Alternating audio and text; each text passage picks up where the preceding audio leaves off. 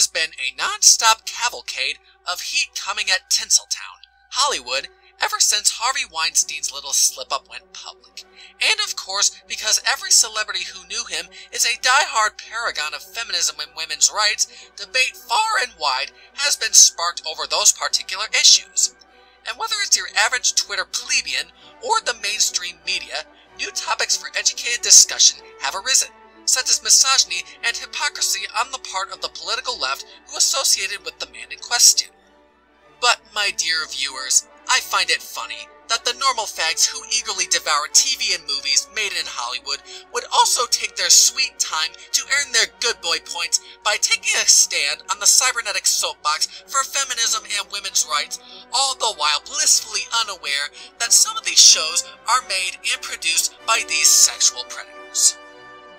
But while the normal fag layman acts like the good little goats they are, it's a big racket in Tinseltown for aspiring young actresses to sell their souls and their dignity to make it big, and it's been so for decades, only now getting this much media buzz.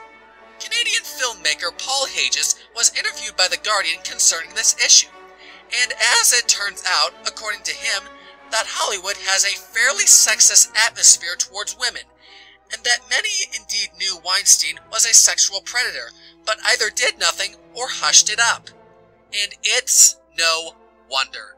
Plenty of actresses, young and old, all harp that Hollywood has a sexism problem. And if you believe the Pussycat Dolls, whoring oneself out to Hollywood bigwigs to get ahead is completely normal. When it comes to bigwigs like Harvey Weinstein, Roman Polanski, or recently James Toback, they hold the keys to stardom, which I explained how so in our last video on Weinstein. For actresses to do this in Hollywood to make it big, it's a part of life. And recently in news, it seems it is also the same in TV franchises like Nickelodeon. Dan Foot Soldier Schneider has been famous for his many TV shows like Kenan and Kel, All That, and Zoe 101. And he's been infamous for his scandal about possibly being the father of then-child star Jamie Lynn Spears' baby, and his subtle references to foot fetishism and sexual innuendos in his more recent shows geared towards prepubescents. I find it a chilling coincidence in his newest show, Game Shakers, that the main character, a pre-adolescent girl, is called Babe. And unsurprisingly, Schneider is not alone. Nickelodeon showrunner Chris Savino was recently fired just 2 seasons into his show following allegations of sexual harassment towards female employees. Ooh, and more Easter eggs for leftists. Savino's show, The Loud House, has become yet another badge in leftist brand marketing and ideological implementation because of its depiction of a two-father household and a lesbian pairing.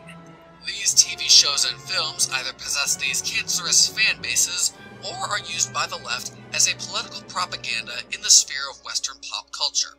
From Weinstein to Savino, the left will idolize their virtue signaling in these works to gain support of said persons of a fiduciary nature.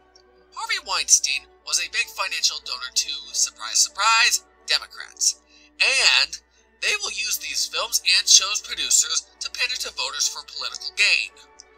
And the laity, the normal fags, will let the culture of these media become an integral part of their gospel of progressivism, newthink, and virtue signaling, be it for feminism, LGBT activism, or normalization of pedophilia.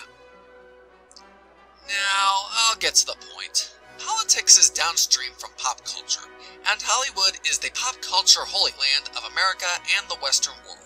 Leftism is withering on Capitol Hill, so they fight tooth and nail, kicking and screaming, in Hollywood, where sexism and misogyny actually abound.